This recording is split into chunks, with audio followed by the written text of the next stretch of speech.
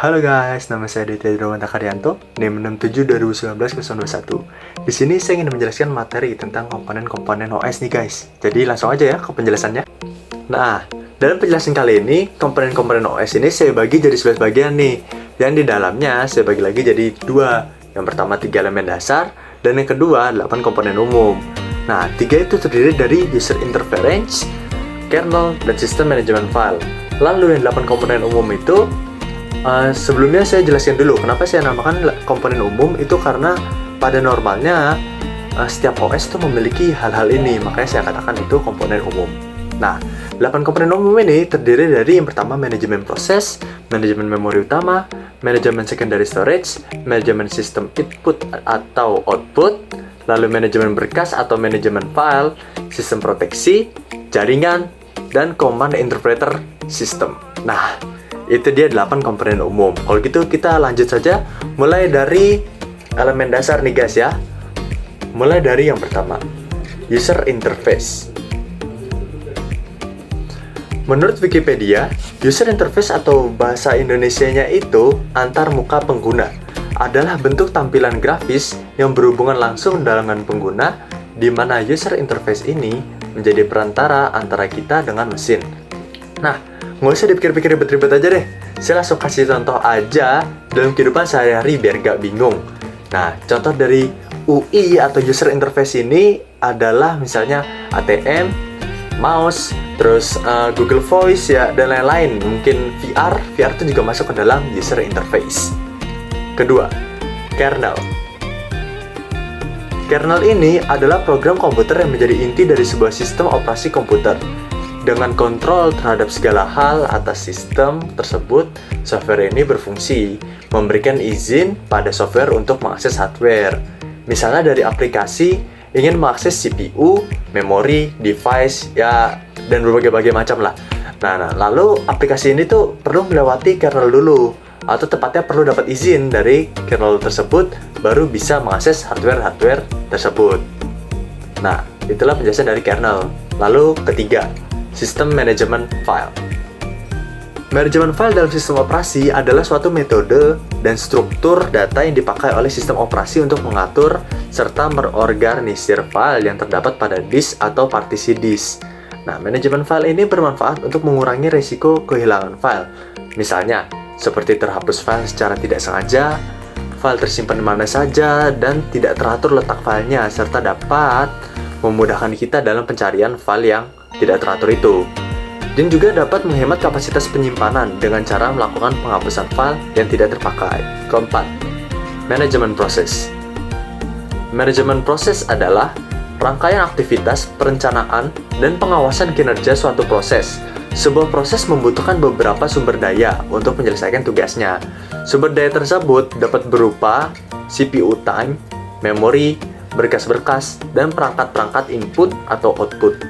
Sistem operasi bertanggung jawab atas aktivitas-aktivitas yang berkaitan dengan manajemen proses, seperti pembuatan dan penghapusan proses pengguna dan sistem proses, lalu menunda atau melanjutkan proses, lalu menyediakan mekanisme untuk proses sinkronisasi, menyediakan mekanisme untuk proses komunikasi, dan yang terakhir mekanisme untuk penanganan deadlock. Kelima, manajemen memori utama. Manajemen memori adalah bentuk manajemen sumber daya yang diterapkan pada memori komputer. Memori utama termasuk tempat penyimpanan data yang sementara, atau bahasa Inggrisnya volatile. Artinya, data dapat hilang begitu saja jika sistem dimatikan. Sistem misalnya laptop dimatikan.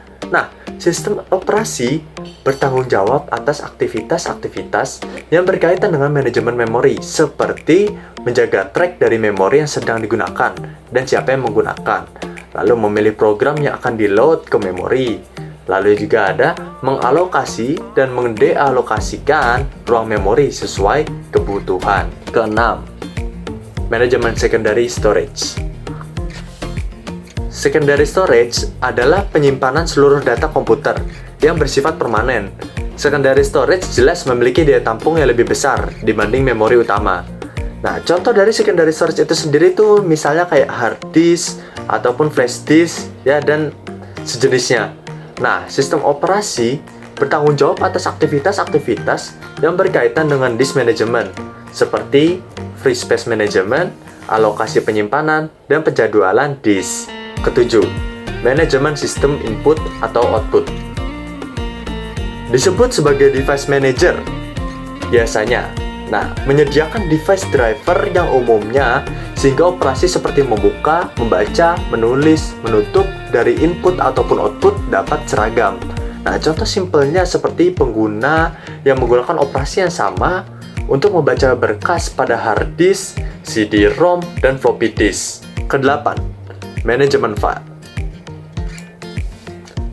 File adalah kumpulan suatu informasi.